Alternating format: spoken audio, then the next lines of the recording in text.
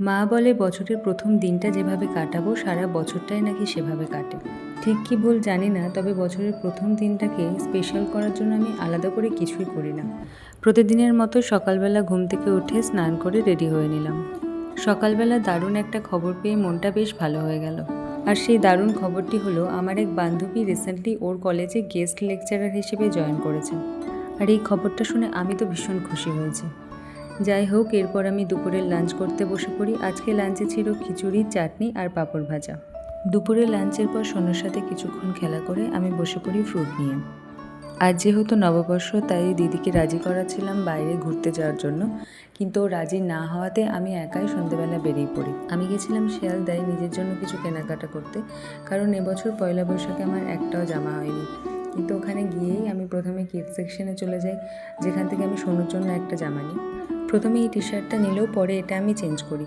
আর নিজের জন্য দুটো কটন কুর্তি নিয়ে ট্রায়াল করব বলে।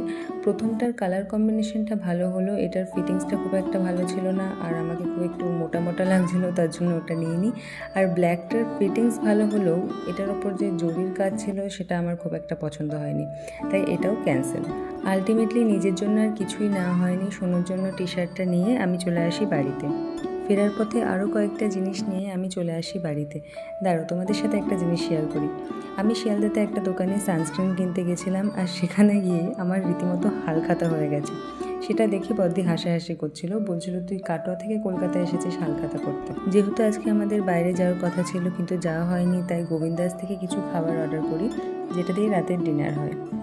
আমরা অর্ডার করেছিলাম চিলি পনির, লাচ্ছা পরোটা, তন্দুরি মোমো আর হংকং নুডলস।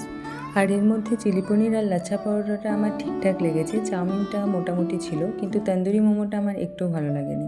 আর এভাবেই কাটলো আমার বছরের প্রথম দিনটা। তোমরা কিভাবে সেলিব্রেট করলে কমেন্ট করে জানিও।